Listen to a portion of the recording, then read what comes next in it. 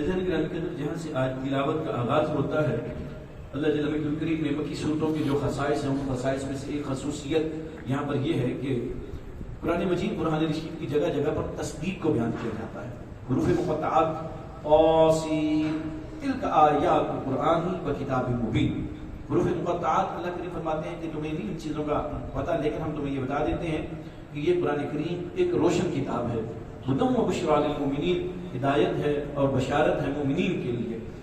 اور پھر آگے اللہ جل مجدہ الکریم نے موسیٰ علیہ السلام کے واقعہ کو اس صورت مبارکہ کے اندر دو مقامات پر الفاظ میں تھوڑا بہت تبدیلی کا معاملہ ہے، دو مقامات پر جناب موسیٰ علیہ السلام کے اس واقعہ کو بیان کیا، اور تفصیل کے ساتھ سورہ القصص میں ساری زندگی پیدائش سے لے کر نبوت ملنے تک، نبوت کے اعلان کرنے تک، جناب شعیب علیہ السلام کے پاس پہنچنے تک وہ ساری چیزیں، اور پھر اس کے بعد فرعون کے ساتھ کچھ معاملات، ساری چیزیں ایک جگہ پر پورے قرآن کریم میں موسیٰ علیہ السلام کی ہسٹری اگر آپ پڑھنا چاہتے ہیں تو سورہ القصص میں آپ پڑھ سکتے ہیں۔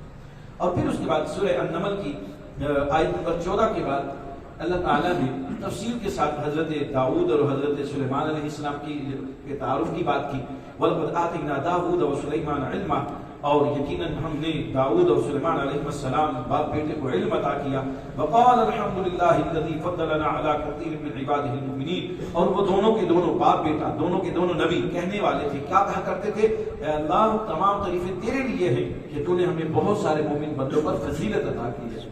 اپنی زندگی میں اطمینان لانے کے لیے عزیزان گرامی قدر اس چیز کو، اس فارمولے کو اپنانا چاہیے، جو ہے اس پر اگر شکر کرنا ہم سیکھ لینا تو جو نہیں ہے اس پر صبر کرنے میں آسانی ہو جائے گی۔ بہت ساری چیزیں ایسی ہیں جو آپ کے پاس ہیں، اوروں کے پاس نہیں ہے، اور اوروں کے پاس ہیں آپ کے پاس نہیں ہے، تو بجائے ناشکری کے اس پر بندہ شکر ادا کرے۔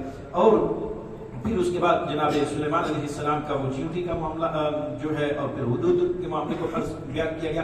یہاں پر میں ایک آیت مبارکہ جو ہے اس کی جو کہ ایک دعا ہے بہت بڑی، اور ہمیں پڑھنی چاہیے اگر ممکن ہو سکے صبح شام، وہ پڑھنا چاہتا ہوں۔ جناب سلیمان علیہ السلام نے جب اس چیونٹی کے کلام کو سنا نا 3 میل دور سے، فَتَبَسَّمَ ضَاحِكًا مِّن قَوْلِهَا، اس کی بات سن کر آپ مسکرائے، وقال، اور آپ نے کہا کیا؟ رَبِّ أَوْزِعْنِي أَنْ أَشْكُرَ نِعْمَتَكَ الَّتِي أَنْعَمْتَ عَلَيَّ وَعَلَىٰ وَالِدَيَّ وَأَنْ أَعْمَلَ صَالِحًا تَرْضَاهُ، اے مالک تو مجھے اپنی نعمتوں پر شکر ادا کرنے کی توفیق عطا فرما، جو تو نے نعمت میرے اوپر کی، میرے والد کے اوپر کی ہے، میرے والدین کے اوپر کی ہے، وَأَنْ أَعْمَلَ صَالِحًا تَرْضَاهُ، اور مجھے نیک کام کرنے کی توفیق عطا فرما، ایسے نیک کام جو تجھے راضی کریں، وَأَدْخِلْنِي بِرَحْمَتِكَ فِي عِبَادِكَ الصَّالِحِينَ، اور اپنی رحمت کے ساتھ مجھے نیک بندوں میں داخل کر۔ آپ اگر اس کو پڑھنا چاہیں تو آپ اس کو یہاں سے پڑھیں گے، رَبِّ أَوْزِعْنِي أَنْ أَشْكُرَ، اور یہ 2 مقامات پر ہے قرآن کریم میں، ایک سورہ النمل میں ہے اور دوسرا سورہ الاحقاف میں ہے، وہاں پر آخری لفظ مختلف ہے، تو یہاں پر اور لفظ ہے، یہاں پر ہے ربی اوزعنی ان اشکر نعمتک التی انعمت علی وعلی والدی وان اعمل صالحا ترضاه وادخلنی برحمتک فی عبادک الصالحین، اور وہاں پر ہے واصلح لی فی ذریتی انی تبت الیک وانی من المسلمین، اور وہ دعا اور یہ دعا پڑھنے سے دونوں ادھر سے والدین کے حوالے سے انسان شکر ادا کر رہا ہوتا ہے، اور وہاں پر یہ بہت بڑی اس دعا کے آخر میں یہ جو جملہ ہے واصلح لی فی ذریتی، میری اولاد کی درستگی فرمانا۔ اپنی اولاد کے حوالے سے آپ کسی کی وجہ سے پریشان ہو اور یہ چاہیں کہ اللہ تعالیٰ ان پہ کرم کرے، تو یہ دعائیں جو ہیں یہ دعاؤں کو ضرور پڑھیے گا۔ ایسے گرامی قدر پھر تفصیل اللہ جل مجدہ الکریم نے ملکہ سبا، جن کو ملکہ بلقیس بھی کہا جاتا ہے، ملکہ سبا اس لیے کہ یہ ان کا علاقہ تھا، ان کا واقعہ بیان کیا گیا، ہود ہو جاتا ہے اور آ کر بتاتا ہے پیارے پیغمبر وہاں پر عجیب معاملہ دیکھا ہے، وہ ایک قوم میں نے دیکھی ہے کہ وہ سورج کے سامنے جھکنے والے ہیں، سورج کو سجدہ کرنے والے ہیں، پھر پیغام ان کو بھیجا جاتا ہے اور وہ پھر ملکہ جو ہے اپنے درباریوں سے مشورہ کرتی ہے۔ میرے سامنے ایک لفظ آیا، میں اس کی طرف آج اشارہ کرنا چاہتا ہوں آپ کا، آیت نمبر ہے 32، قالت یا ایھا الملأ افتونی فی امری، ملکہ نے کہا اپنے درباریوں کو، سرداروں کو کہ میرے معاملے میں مجھے فتویٰ دو، ایسا مجھے فتویٰ دو۔ یہاں سے یہ بات پتہ چلتی ہے کہ پہلے بادشاہوں کے جو دربار میں لوگ ہوتے تھے جن سے وہ مشورے کرتے تھے، جو ان کے مشیر ہوتے تھے، وہ اس لیول کے پڑھے ہوئے لوگ ہوتے تھے کہ ان سے فتویٰ طلب کیا جاتا تھا، مجھے رائے دو، مجھے فتویٰ دو، میں نے کیا کرنا ہے۔ اور پھر وہ جو باتیں ہوئی، بڑی دانا خاتون تھی، انہوں نے کہا کہ نہیں جی ہم لڑیں گے، کہا نہیں، ان الملوک اذا دخلوا قرية افسدوها وجعلوا عزة اهلها اذلة، تمہیں نہیں پتا بادشاہ جب ملکوں میں شہروں میں داخل ہوتے ہیں تو وہاں کے معزز لوگوں کو ذلیل و خوار کر دیتے ہیں. تو میں یہ معاملات میں بہرحال کچھ پس و پیش کا معاملہ ہوا.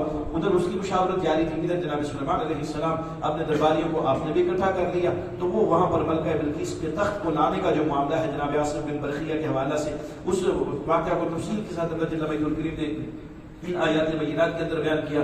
اور پھر عزیزان گرامی قدر سورہ القصص جس کا میں نے اشارہ کیا آپ کو کہ اس میں اللہ جل مجدہ الکریم نے تفصیل کے ساتھ موسیٰ علیہ السلام کی پیدائش سے لے کر نبوت کے اعلان تک کے واقعات کو ذکر کیا. 102 آیات جو ہیں وہ میں آپ کے سامنے ضرور پڑھنا چاہتا ہوں آپ کے ایمان کی تازگی کے لیے. جب جناب موسیٰ علیہ السلام صندوق میں دریا کے اندر سے چلتے چلتے وہاں پر پہنچتے ہیں اللہ تعالیٰ کا اپنے بندوبست کا بچانے کا آپ کو, تو وہاں پر جناب آسیہ بھی بیٹھی ہوئی ہیں. روایات میں آتا ہے کہ آپ کے سامنے جب وہ صندوق کھولا گیا تو خوبصورت بچہ, جنہوں نے کہا میں نے اس کو اپنا بیٹا بنانا چاہتی ہوں. تفصیل ہے لیکن میں اس کا ایک حصہ جو ہے وہ تھوڑا سا پڑھنا چاہتا ہوں. وقالت وحرمنا عليه المراضع من قبل فقالت هل ادلكم على اهل بيت يكفلونه لكم لو ناصحون. آیت نمبر 12. موسیٰ علیہ السلام اب آ تو گئے ہیں, تو کہا کہ بچہ ہے ابھی چند دن کا, تو اس کے لیے دودھ پلانے کا معاملہ ہونا چاہیے. فرعون اپنے اچھی سے اچھی اور خوبصورت سے خوبصورت ترین اپنے دربار کی کنیز کو بلاتا ہے. انتہائی نفیس ترین کنیزیں آتی ہیں, لیکن اللہ کے پیغمبر جو ہیں کسی کا دودھ نہیں پیتے. یہ وجہ ہے کہ نبوت کے اندر یہ شعور ہوتا ہے کہ نبوت کے اندر بھی حرام خوراک نہیں کھاتی. یہ اللہ کا حکم ہوتا ہے. اللہ اپنے نبی کو کبھی حرام خوراک کبھی نہیں کھلاتا. اس پہ آپ ذرا سوچ لیجئے گا کبھی بیٹھ کر اکیلے بیٹھ کر کہ اللہ تعالیٰ اگر موسیٰ علیہ السلام کو حرام خوراک نہیں کھلا سکتا کسی مشرک کے گھر کی, کسی کافر کے گھر کی, تو پھر کسی اور نبی کو کھلا سکتا ہے. اللہ مصطفیٰ کریم کو کسی کافر مشرک کے گھر کی خوراک کھلا سکتا ہے. یار پھر یہ تو بڑی عجیب بات ہے اگر ہم یہ کہیں کہ موسیٰ علیہ السلام نے نہیں کھائی خوراک اور ہم اپنے آقا کریم صلی اللہ علیہ وسلم کے اوپر اعتراض کر دیں کہ انہوں نے اتنی دیر جو ہے وہ کسی کافر کے گھر سے معاذ اللہ وہ خوراک کھاتے رہے. یہ تو پھر سوچنے والی بات ہے. اس مسئلے کا حل جو ہے وہ عقل سے تو باہر حل نہیں ملتا. ایسا نہیں گرامی قدر. پھر اس کے بعد دیکھیے ایک میں بات کی طرف اشارہ کر کے بات مکمل کر دیتا ہوں, اور یہ بات پلے باندھ لیجیے گا آج کے نشست کے حوالے سے.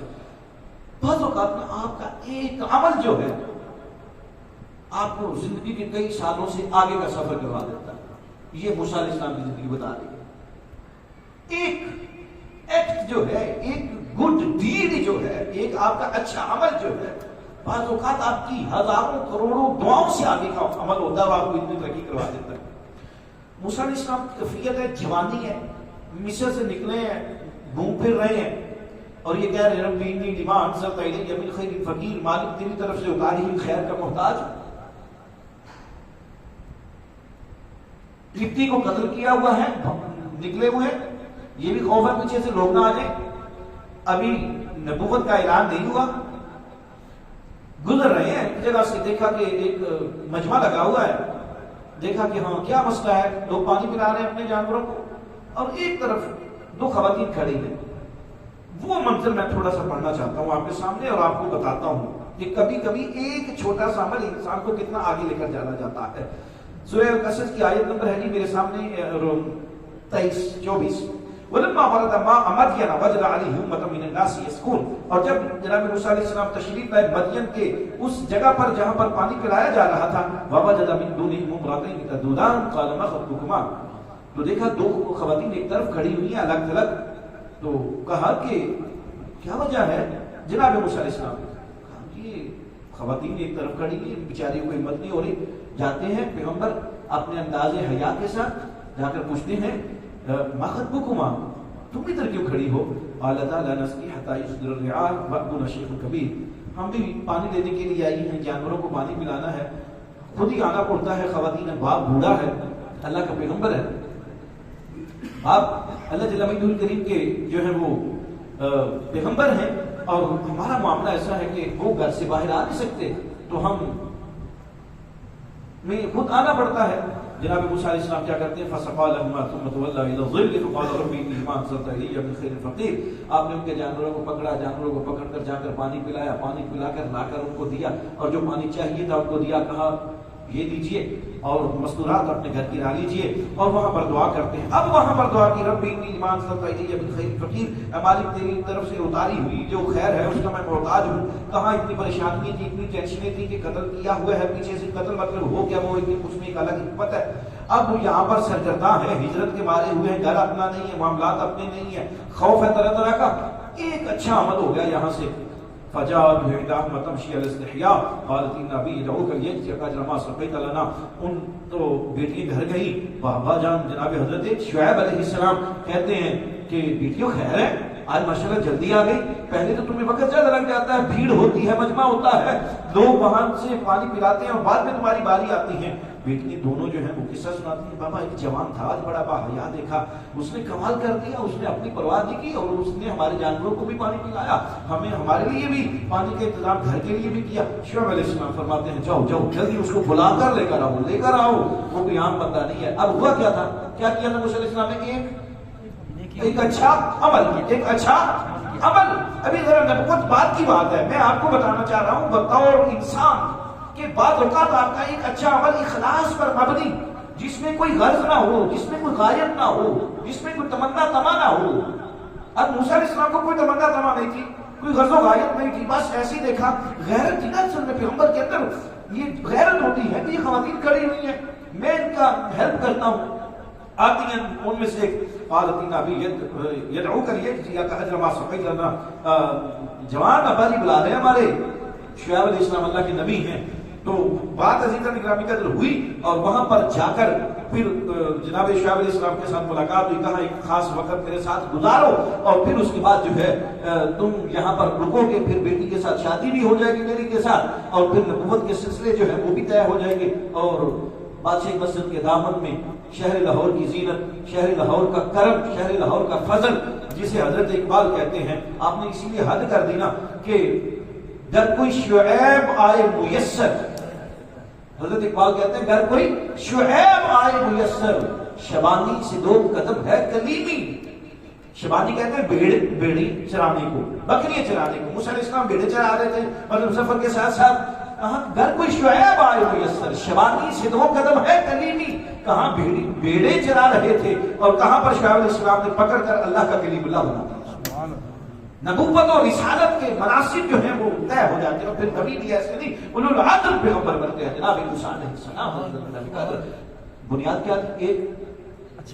ایک اچھا کوشش کیجئے کہ زندگی میں غرض و غایت کے بغیر اگر کوئی عمل ایسا جب کر جائیں تو سمجھ لیجئے گا کہ ولایت کی منزلیں بھی طے ہو جائیں گی، قبولیت کی منزلیں بھی طے ہو جائیں گی. اللہ جل وعلا الکریم ہمیں اپنے اعمال میں اخلاص پیدا کرنے کی توفیق عطا فرمائے. آپ کو وقت السلام.